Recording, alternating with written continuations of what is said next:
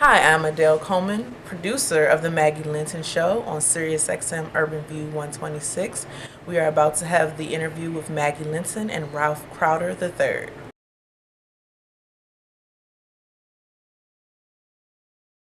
Well, welcome back. Our next guest hopes to make a difference through the visual arts, which will stimulate discussion. Filmmaker, producer, and director Ralph Crowder III joins us to discuss his current documentary, Hands Up, Don't Shoot, Our Youth Movement.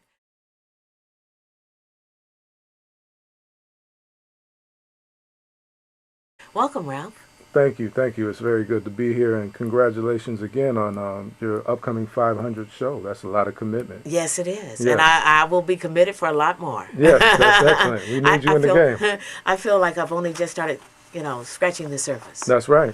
A lot of surface to scratch too. Yes, it is. And you're doing some good scratching yourself. Let's talk about your amazing film. Well, this film is kind of an acknowledgement of our humanity that we all share and the issues that we share, not only in Ferguson, Missouri, but all over the country. It's called Hands Up, Don't Shoot, Our Youth Movement. And it basically gave news travels so quick. We're definitely in a very quick news cycle. Yeah, but we're only getting half of the information. Exactly. And it leans to one side. Exactly. And that's what you point out. Red man, black man, all the black man. Long sleeve shirts, long sleeve. First slave escape. Taken into my action. Day one, we became blood brothers. Day one, we fought side by side. Part of what we did is we wanted to explore a different narrative other than corporate media, and the value of independent media and independent communication, the free press, the freedom of speech that we all have, is something that we must continue to struggle to produce and also bring to a broader awareness of wherever we are in this country. And one of the things that's really good about the arts is it's a good way. It's a good medium to have conversation, but also acknowledge our shared human value as a people, and I mean all people, as we share human space together. And so the tragic death of Mike Brown is just another story and an ongoing story of our people, black people in America, and our struggle for commonly shared humanity. And we must have independent media to oftentimes bring other narratives that aren't explored. So Hands Up, Don't Shoot, Our Youth Movement is a documentary film that did that at a very important time and place. And it gave a variety of different views on the ground level of the people. Many of the people who weren't necessarily picked out by the media in terms of being the quote-unquote leaders, but the people on the ground and their sincere voices of whatever the issues were of not only the death of this young man, but also the conditions of the community that they lived in. And that's very rare, where we dive deeper into those voices, because many times those voices don't represent money. They tend to represent money during a tragedy like death, but when we're living and we're able to give voice to our experiences, we're many times we're not honored.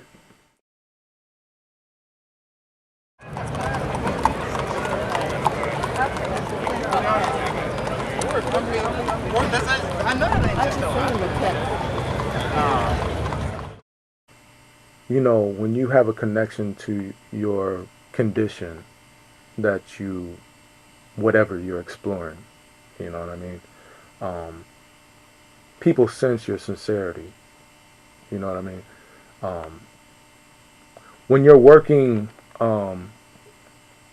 outside of strictly a monetary gain, people sense that in the relationship that you actually engage with them. When you're acknowledging somebody as a human being first, and not as the buzzwords that the media kind of throws out, a protester or protesters, activist, whatever. People respect that. and you build on that initial kind of relationship, but you're also a reflection, or you are actually many times you may be living the same condition, but you're just here to acknowledge and bring that condition to a higher level of awareness through whatever skill, gift, or talent that you have. And so with that, ironically enough, I went to Ferguson to understand the story of this particular issue. Because all you'd seen were the riots and things, and they were such a very small group. No doubt But about you'd it. think the media think the whole town had blown Oh my up. goodness. But guess what I found out going to Ferguson? It was the story of Minneapolis. It was the story of Harlem, New York. It was the story of Chicago, Illinois. It's the story of Memphis, Tennessee. It's the story of every city that's dealing with this continued generational kind of breakdown of our family structure, breakdown of our public institutions which serve people, and we are in crisis, and we are in pain. And we have to acknowledge And it. we have to acknowledge that first to establish healing. And this was a situation because we tend to wait for other people to give us permission, or we tend to wait for somebody to give us money to work on our issues, when we come from a people who have sacrificed for these issues simply because they want to be free. And if we're not, we like to acknowledge our elders who have struggled and sacrificed for the freedom that we have here today to talk on this very radio show. But many times we stay stuck in worshiping idols instead of doing the work that needs to be done. On the ground. And oftentimes the work that needs to be done on the ground, guess what? It comes from you paying forward the elders for that sacrifice, not necessarily looking for a paycheck. And the spirit of your service will be rewarded.